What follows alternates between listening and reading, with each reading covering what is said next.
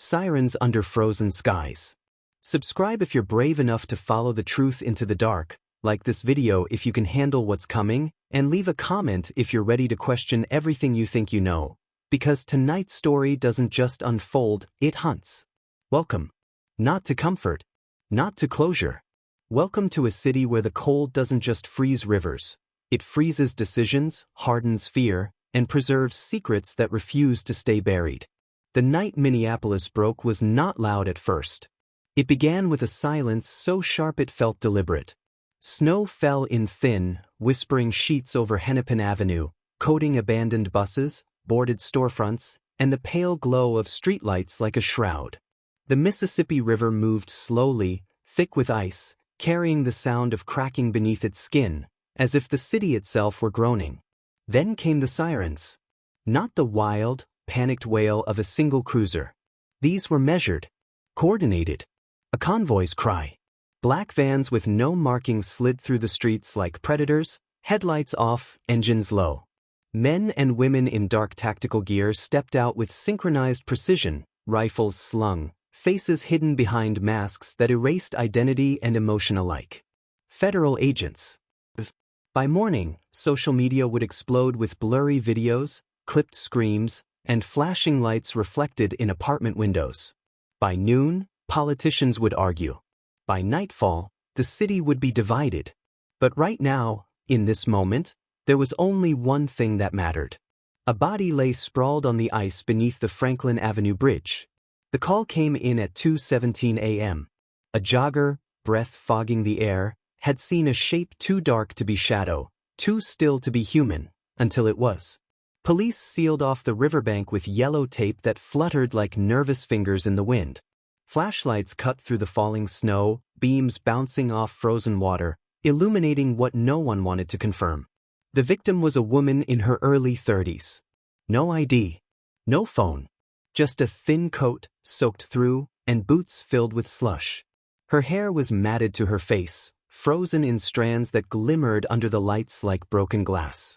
What stopped even seasoned officers cold wasn't just the fact that she was dead. It was how she had died.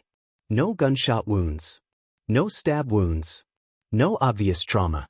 Just bruises around the wrists. And a single, faint boot print on the ice near her head, deep, deliberate, as if someone had stood there for a moment, watching. The first assumption was exposure. A tragic accident. A woman lost in the cold. That theory lasted exactly 11 minutes. Because when the coroner arrived and carefully rolled her body onto a tarp, they saw the mark on her neck, subtle, almost invisible beneath the frost, but unmistakable to trained eyes. Pressure. Manual strangulation. Someone had killed her. Quietly. Up close. And if that wasn't enough to unsettle the scene, the radio chatter crackling through the night made it worse. Multiple ICE operations underway across South Minneapolis. Unmarked arrests. Flash grenades reported. Civilians injured in clashes. 2 stories unfolding at once. One body on the ice. And a city erupting above it. By sunrise, Minneapolis felt like a city under siege. Armored vehicles idled near public housing complexes. Federal agents moved in lines through narrow streets, boots crunching snow and gravel alike. Protesters gathered at corners, faces hidden behind scarves, holding signs that shook in the wind, "Not in our city." No human is illegal. Go home. But ICE didn't go home. They went door to door.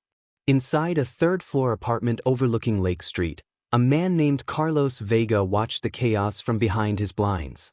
A construction worker by day, immigrant by history, citizen by law, and yet, fear still lived in his chest like a second heart. He had heard the knocks. He had heard the screams. 2 buildings down, agents had dragged a man from his home in bare feet, children crying behind him, snow cutting into his skin. No explanation. No warrant shown. Just a zip tie and a hood. Carlos whispered to himself, "This isn't enforcement. This is occupation."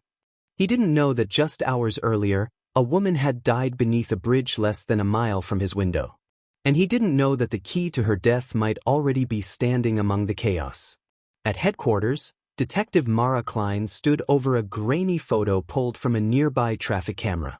The victim had been caught on video just before midnight, walking alone, looking over her shoulder.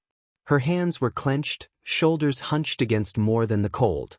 She paused near the bridge, hesitated, then disappeared beneath its shadow. She never came out. Mara leaned closer to the screen, eyes scanning every pixel. She had spent 20 years in Minneapolis PD, long enough to recognize when a death wasn't just a death, when it was a message. And something about this felt staged. "Run facial recognition," she said quietly. The tech hesitated. "There's a backlog. With all the federal activity." "Do it anyway." Minutes later, a name appeared. Elena Cruz. Age, 34. Occupation, community outreach volunteer. The room went silent. Elena Cruz wasn't a drifter. She wasn't homeless. She wasn't anonymous. She worked with immigrant families, helped people find legal aid, documented questionable arrests, filmed icy operations when others were too afraid. In other words, she was inconvenient. Mara felt a chill that had nothing to do with the weather. At the same time, across the city, a young journalist named Tyler Reed sat hunched over his laptop, eyes bloodshot, fingers trembling over the keyboard. He had been following IC activity for weeks, documenting what few outlets dared to publish. And Elena Cruz had been one of his sources. The last message she sent him was time-stamped 11:41 p.m. "If anything happens to me, it's not an accident." Tyler stared at the screen until the words blurred. Outside his window, helicopters thudded through the sky, sweeping light over rooftops like searching eyes. The city felt smaller with every passing minute, walls closing in, secrets pressing outward. By mid-morning, news broke. Local activist found dead near Mississippi River amid IC operations. The headline was neutral. The implications were anything but. Protesters surged. Federal spokespeople denied any connection. Police insisted the investigation was ongoing. But Minneapolis didn't wait for answers. People whispered that Elena had been silenced, that she knew something she wasn't supposed to, that the ice beneath the bridge had swallowed more than just a life, it had swallowed the truth. And then, as if the city needed one more fracture, Detective Mara Klein received a message from an anonymous sender. A single photo. It showed Elena alive, standing beneath the bridge, talking to a man whose face was blurred, but whose jacket bore a patch unmistakably belonging to a federal tactical unit. The timestamp was just 20 minutes before her death. Mara felt her pulse spike. If this was real, then Elena hadn't been alone. She hadn't been lost. She hadn't slipped. She had met someone. And someone had walked away. As sirens continued to echo through Minneapolis and snow kept falling, burying footprints and quieting screams, one truth became impossible to ignore. This was no longer just a murder case. This was a collision between power and silence. And the city was trapped in the middle. But what they would find next, hidden where no one thought to look, would turn suspicion into certainty. Because when they opened the locked maintenance door beneath the bridge, what lay inside would change everything. Beneath the surface. Before we go any deeper, let me ask you something. If you were standing in the city right now, with sirens echoing behind you and secrets waiting in the dark, would you keep watching, or would you walk away? If you're still here, you're built for this story.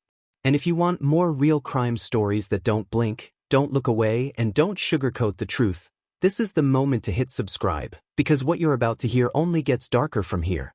The maintenance door beneath the Franklin Avenue Bridge hadn't been opened in years. Paint peeled from its metal surface like dead skin. Rust bled down its hinges in thin red streaks that looked disturbingly fresh against the snow. The lock was old, corroded, but it hadn't been broken. It had been unlocked. Detective Mara Klein stood with two officers as the door creaked inward, releasing a breath of stale air that smelled of oil, damp concrete, and something else, something human. Their flashlights cut through the darkness. The space inside was narrow, barely tall enough to stand in. Pipes ran along the walls, dripping slowly into shallow puddles that mirrored the light like broken glass. Graffiti layered the concrete names, dates, symbols, the forgotten language of people who had passed through and never expected to be remembered. Then one of the officers stopped walking. "Ma'am," he whispered, his voice tight. "You need to see this." On the far wall, partially hidden behind a dangling tarp, was a cluster of photographs taped in uneven rows. Not random. Not art. Evidence. Faces stared back from the wall, men, women, teenagers, some smiling, some terrified, some unaware they were being watched. Each photo was marked with handwritten notes, names, addresses, times, vehicle descriptions. And there, among them, was Elena Cruz. Her photo had a red circle drawn around it. Mara felt the weight of the moment press against her chest. This wasn't the work of a lone criminal. This was surveillance. This was preparation. This was a list. And someone had been checking it twice. A sudden realization struck her with the force of a blow. Elena hadn't been targeted randomly. She had been selected. Outside, the protests grew louder as word spread that police had discovered something under the bridge. The crowd pressed against barricades, phones raised, live streams rolling, voices merging into a single restless roar. Minneapolis no longer felt like a city reacting to a tragedy. It felt like a city standing on the edge of something much worse. At the same time, journalist Tyler Reed was racing through slush-filled streets toward the police cordon, camera slung across his shoulder, heart pounding in his ears. He had heard rumors on encrypted channels, whispers about a hidden room, about photos, about names. He didn't know what he'd find, but he knew one thing. If this story disappeared, so would the truth. As he reached the barricade, an officer blocked his path. "Press isn't allowed beyond this point." Tyler held up his credentials.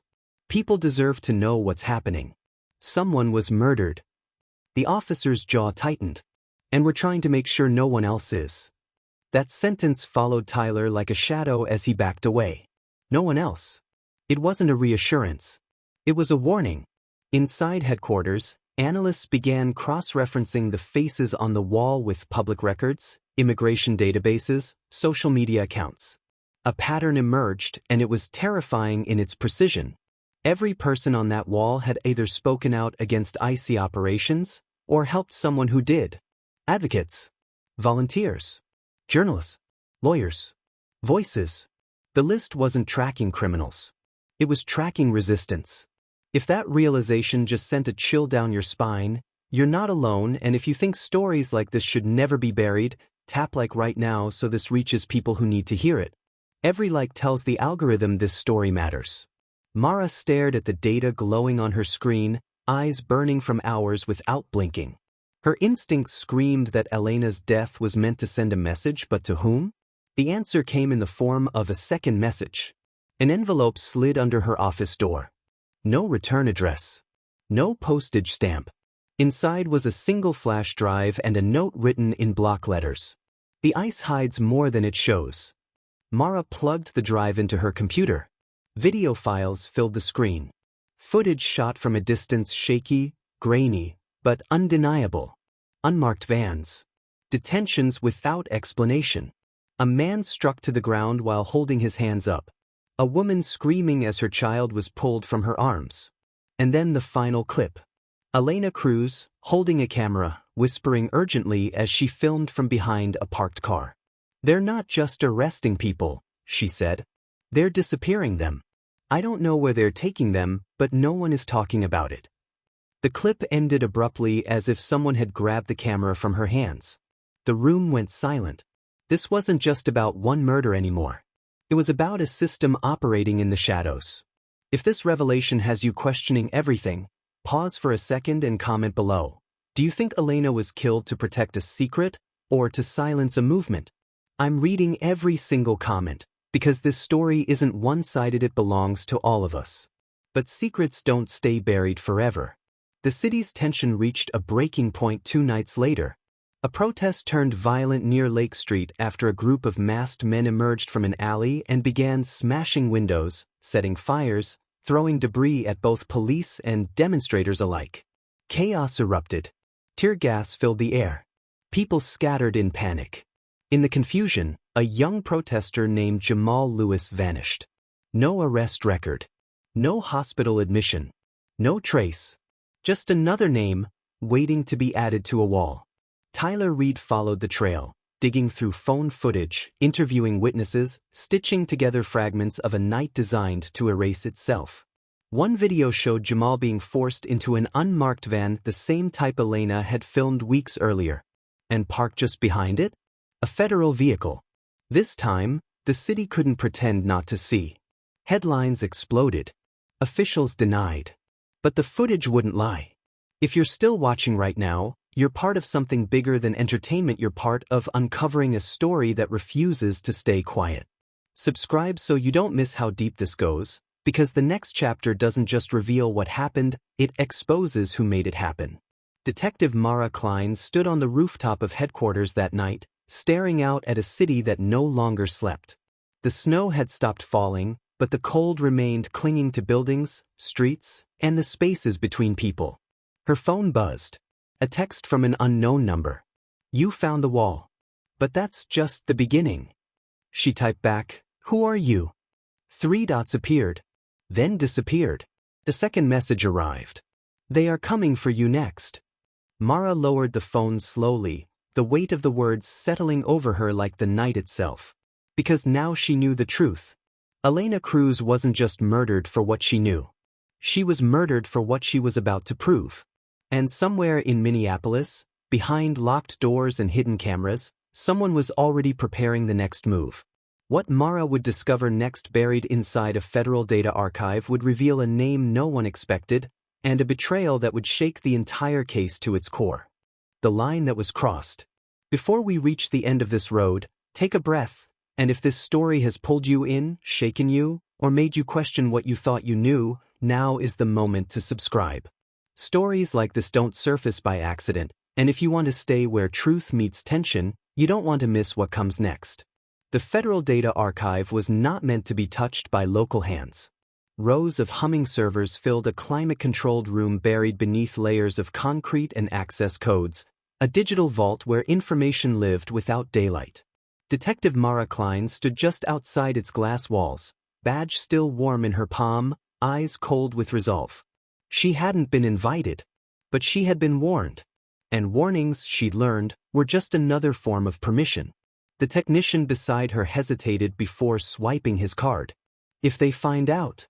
"They already know," Mara replied quietly. "They're just hoping we won't look." The doors slid open. Inside, the air vibrated with the low, constant hum of machines, the sound of secrets breathing. Files scrolled across her screen in endless lines of coded entries. Detentions, transfers, relocations. Names without faces. Movements without explanations. Then she saw it. A subdirectory flagged with restricted clearance. Project Northfall. The name meant nothing at first. Until she opened it. It wasn't a list of detainees. It was a routing system. People weren't just being arrested, they were being moved. Quietly. Strategically. Across state lines, into facilities that didn't officially exist on any public map. A shadow network within a network. And at the center of it all, a single authorization name repeated again and again. Deputy Director Aaron Whitcomb. A man known for press conferences and polished speeches. A man who publicly preached accountability and transparency. A man who now stood silently behind a digital trail that led directly to the disappearances Elena Cruz had tried to expose. Mara felt something crack inside her, not surprise, but confirmation. Power didn't hide in the dark. It hid in plain sight. If that revelation just made you stop and stare at your screen, hit like right now, not for me, but because stories like this survive when people refuse to scroll past them. But the truth had a cost. As Mara backed up the files, alarms flickered across the monitor. Unauthorized access detected. The room's hum shifted into a warning tone, subtle but urgent. "They're locking us out," the technician whispered. Mara pulled the drive free. "Then we're leaving." They didn't walk. They ran. In the hallway outside, 2 federal security officers rounded the corner. A moment passed, a heartbeat stretched thin, before instincts took over. Mara veered left, crashing through a side door, boots pounding against concrete as lights flared on behind her. This wasn't an investigation anymore. It was a pursuit.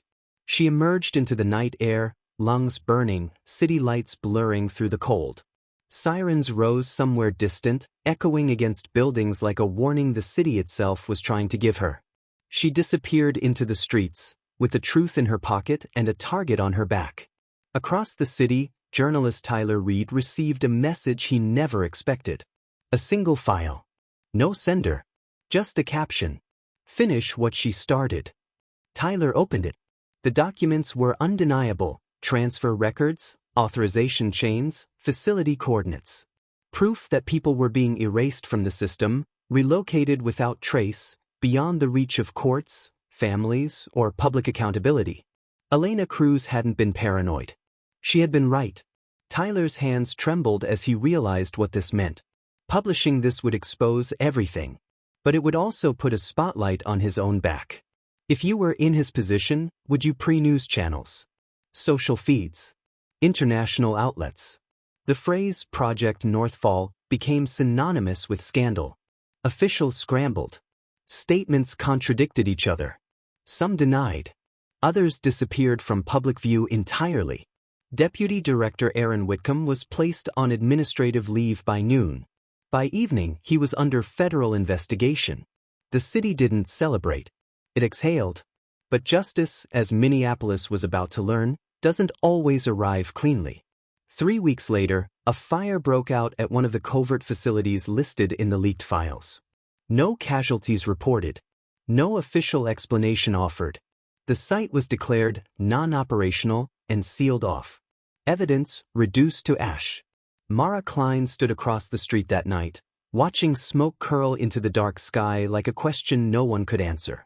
The truth had come out, but pieces of it were already vanishing. Tyler joined her in silence. "They'll say it's over," he said quietly. "They'll say the system corrected itself." Mara didn't look away from the burning building. "And people will believe them. Because believing is easier than watching." She thought of Elena Cruz. Of Jamal Lewis. Of the names that never made it to any wall. And she understood something chilling. This case had never been about one villain.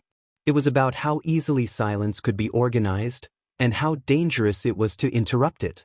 If this story has stayed with you until now, subscribe, because this channel doesn't just tell stories, it follows the ones others abandon. And trust me, the next one might be even closer than you think. Months passed. The city returned to routine. Streets cleared. Protests faded. Headlines shifted. But late one night, Mara received a small package at her door. No return address. Inside was a single photograph. A new wall. Different room. Different faces. Same red circles. On the back, 3 words were written. "IT continues." Mara closed her eyes slowly, the weight of the truth settling deeper than ever. Because they had stopped one operation. But the system that built it was still alive. And somewhere, in another city under another frozen sky, someone else was about to become inconvenient. If you think this story was intense, you're not ready for the next one to SS publish, or protect yourself. Drop a comment below, because the answer to that question says more than you might think. Tyler didn't hesitate. The story went live at 3:42 a.m. By sunrise, it was everywhere.